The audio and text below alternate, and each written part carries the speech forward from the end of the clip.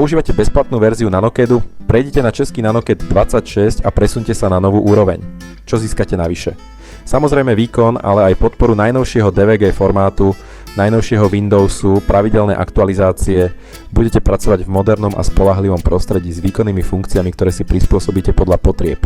Poskytneme vám komplexnú podporu, vaša práca sa zrýchli a produktivita stúpne. A teraz sa pozrieme na pár praktických vecí, ktoré v bezplatnej verzii nenájdete. Starú technológiu vymeníte za tú najnovšiu. Získate prispôsobiteľné palety nástrojov, podporu používania dynamických blokov a nechýbajú ani filtre bodov. Môžete vkladať objekty Windowsu a dokážete rozložiť aj odstrániť proxy objekty. Môžete sa prepínať z ribonového do klasického rozhrania.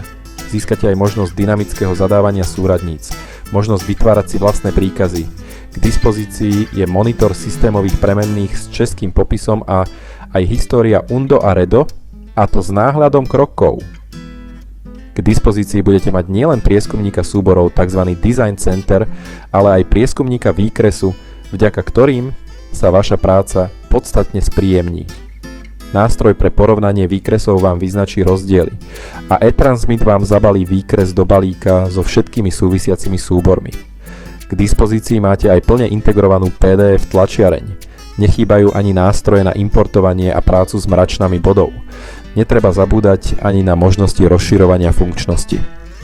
Vďaka modulom pre 3D, strojárstvo, stavebníctvo, topológiu či profesionálnu prácu s rastrami vám Nanoked poskytne presne tie nástroje, ktoré sú pre vás najefektívnejšie.